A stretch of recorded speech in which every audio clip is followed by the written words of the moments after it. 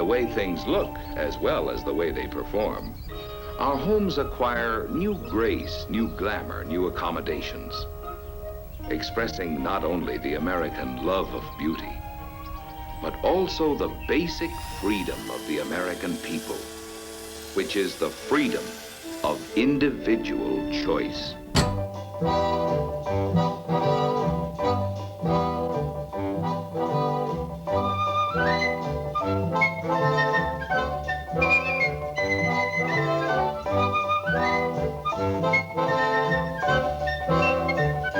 Donna would come home being a cop and tell me stories about a scene she was on or whatever, and a couple times it was really kind of gory. And just really out of ignorance, I one time said, well, honey, how did you guys get that cleaned up? And she pretty much laughed at me. She's like, you're kidding. Like, you think the police would be cleaning that up? I mean, she's like, that is not part of my job description. And so I then was like, oh, well, who does that? Thinking she was going to tell me the paramedics or whatever. And she's like, well, I guess whoever can stomach it, whoever can emotionally handle it in the family or a neighbor or a friend. And I was like, oh my God, you're telling me you just lost somebody you love and now you've got to get on your hands and knees and scrub. And she's like, yeah, that's it. There's no one else. Imagine having to clean someone you love up.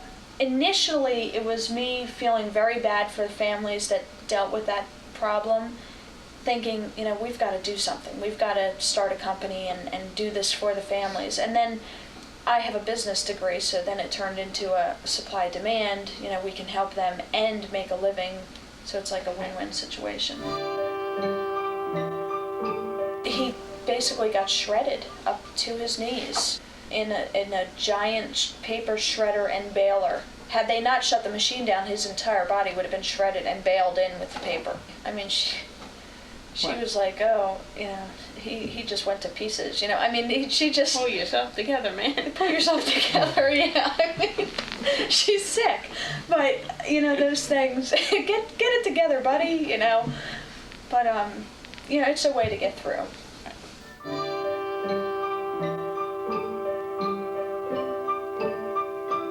The ones we get are usually, gunshot. Obviously, that's what'll make the biggest mess.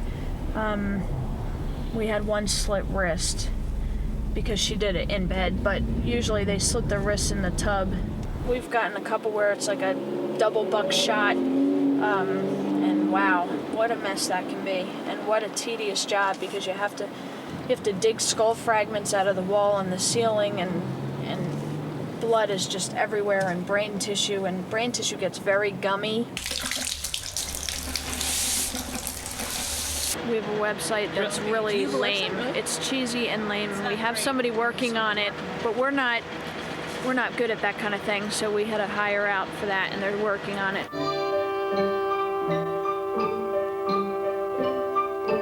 When I was writing the business plan, I based some of the statistic on the homicide averages for the last 5 years, and that was way, way off. I didn't take into consideration the fact that a lot of homicides are drug-related or prostitution-related. They're in drug houses or in the street or in an alley, places where legally the fire department can just hose the blood down into the sewer, throw a bottle of bleach on it, or just kind of mop it up with water, and they don't even think about it beyond that.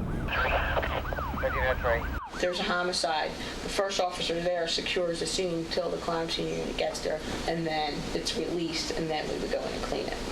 We're bonded, so you'd find a bullet fragment or a casing or something like that. They're instructed, all the workers, just stop, call the police, have them come in, let them collect it, do what they have to do, and then we continue on. A couple people have called us from other areas who want to start this kind of business, and I've told them, don't count on the crime. Count more so on natural death and suicide and accidents. Freak accidents and medical emergencies that don't necessarily end in death, but certainly have a lot of blood and maybe even body tissue or whatever. We mass mailed to medical examiners, funeral directors, real estate agents, insurance companies, anybody that we thought could be a first responder or the first person the family would contact that could maybe then lead the family to us. And believe it or not, we've had a couple return customers, which we thought would never happen. Thank you.